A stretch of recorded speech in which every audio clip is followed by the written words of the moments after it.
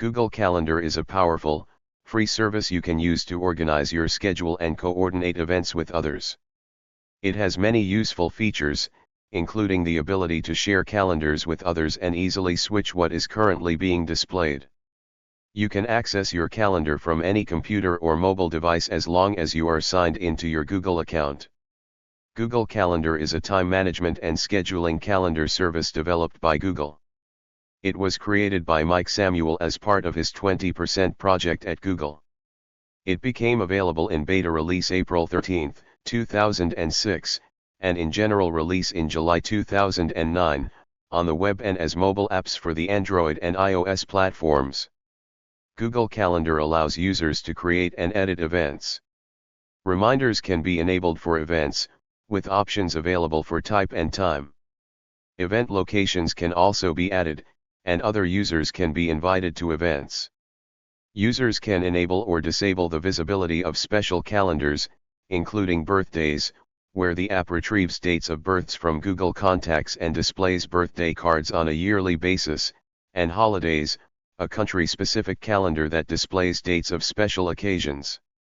Over time, Google has added functionality that makes use of machine learning, including events from Gmail, where event information from a user's Gmail messages are automatically added to Google Calendar, reminders, where users add to-do activities that can be automatically updated with new information, smart suggestions, where the app recommends titles, contacts, and locations when creating events, and goals, where users enter information on a specified personal goal, and the app automatically schedules the activity at optimal times. Google Calendar's mobile apps have received polarized reviews. 2015 reviews of the Android and iOS apps both praised and criticized the design. While some critics praised the design for being cleaner, bold, and making use of colorful graphics, other reviewers asserted that the graphics took up too much space. The Smart Suggestions feature was also liked and disliked, with varying levels of success in the app actually managing to suggest relevant information upon event creation. The integration between Google Calendar and Gmail was praised, however, with critics writing that all of the relevant details are there. Features: Google Calendar allows users to create and edit events. Events have a set start time and stop time, with an option for an all-day event. Users can enable a recurring functionality with optional parameters for frequency. Users can add a color to an event for recognition or to distinguish the event from others. Events are viewable in different types of setups, including day, week, month, 4 days, or schedule. Locations can be added for easy understanding of an event's place. Users can optionally set notifications, with options for type, email, mobile push notification, and time. Users can invite other people to events. For other Google Calendar users, the event becomes visible in their calendar, and for non-Google Calendar users, an email will have options for yes, no, or maybe. Privacy settings allow the user to define the levels of public visibility of the entire calendar or individual events. Although the calendar defaults to showing users event times in their local time, users can specify a different time zone for an event. Users can enable or disable the visibility of special calendars, including a birthdays calendar, that automatically retrieves dates of births from a user's Google Contacts and displays the dates on a yearly basis, and a holidays calendar, a country-specific calendar featuring dates of special occasions. Users can subscribe to calendars using a URL. The user interface of Google Calendar was originally designed by Kevin Fox. Google Calendar allows the user to import events from a different calendar application, with notable support for both Microsoft Outlook and Apple iCloud calendars. Updates: In December 2010, Google added the ability for users to select a time zone for an event, a notable feature that was previously missing. The feature's absence was criticized in the media. In August 2015, Google added an Events from Gmail feature, where event information from a user's Gmail messages are automatically added to Google Calendar. The feature, enabled by default, will also update events with new information based on new email messages received, such as flight delays. In December 2015, Google added a reminders feature, enabling users to add to-do activities as reminders, with those activities being displayed in the calendar alongside regular events. Google also states that reminders can automatically add additional, helpful information to reminders based on known details, such as numbers or addresses. Reminders serves as a cross-service feature, meaning reminders also show up in Inbox by Gmail, Google Now, and Google Keep. In January 2016, Google added Smart Suggestions to Google Calendar on their mobile apps. Smart Suggestions will recommend titles of events, as well as locations and contacts. At the same time as Smart Suggestions, Google also added holiday calendars for 54 new countries, adding up to a total of 143 country-specific holiday calendars. In April 2016, Google added a Goals feature. Goals being activities the user wishes to complete.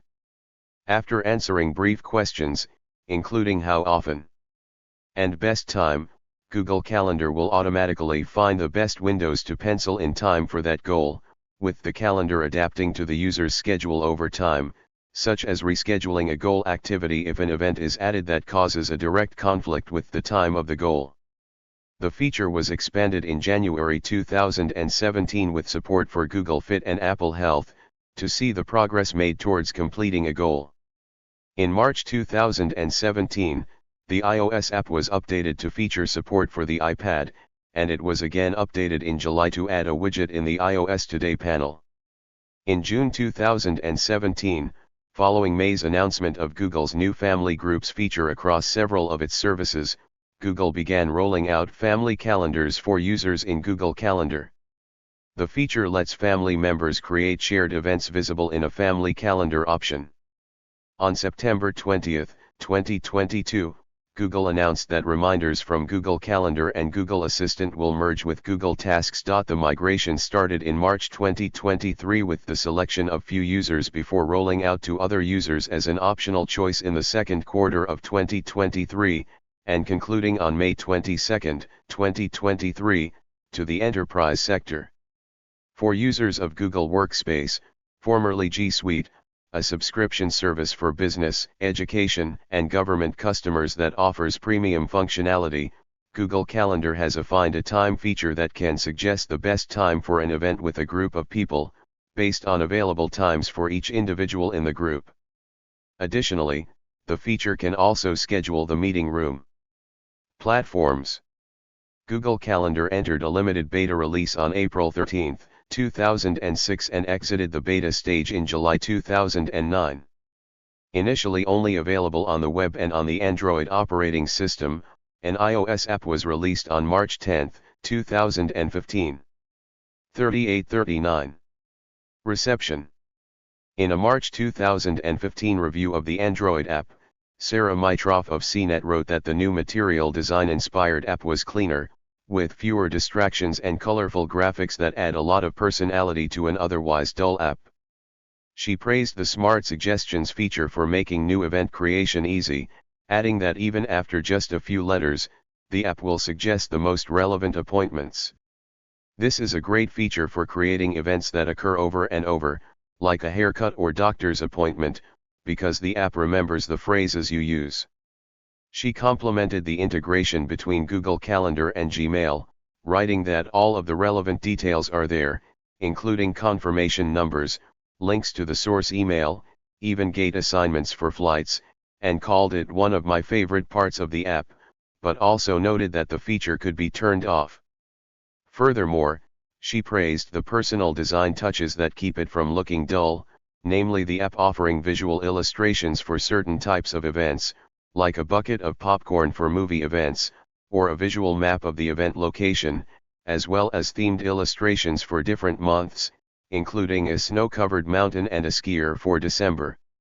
Overall, she wrote that Google Calendar is a reliable, simple, and playful alternative to your device's built-in calendar and that it is efficient and a breeze to use. In contrast, Alison Kazmacha of iMore criticized several aspects of the iPhone app. She wrote that the first thing you notice about Google Calendar is the bold interface, adding that Google automatically detects certain event types and puts graphics behind them, which is a nice touch.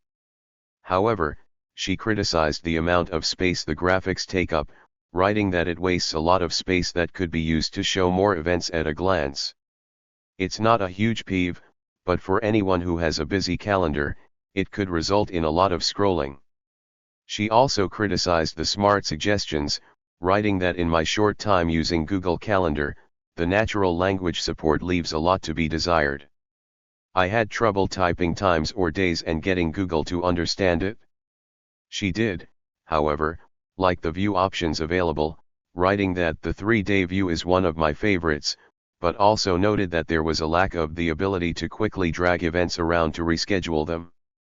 Kaz Mucha also criticized the then lack of a widget in the notification center, but wrote conclusively that Google Calendar is off to a good start, but it isn't making me switch away from current calendar app. Derek Walter of Macworld, however, praised the iPhone app, writing that it's a gorgeous calendar app that mines your Gmail account to automatically add events, with a splash of color and graphics for effect. Walter also criticized the then lack of a widget in the notification center, as well as the then lack of iPad support. Walter called the material design rather elegant and polished, with a focus on parceling off information for easy viewing, registering touches with a subtle splash on the screen, and using a lot of visuals cues, but noted that it's not for everyone, especially if you prefer Apple's design overhaul first introduced in iOS 7. You'll also find that some elements of material design don't translate well to the iPhone, such as the loss of the slide gesture to go back. Thank you for watching this video.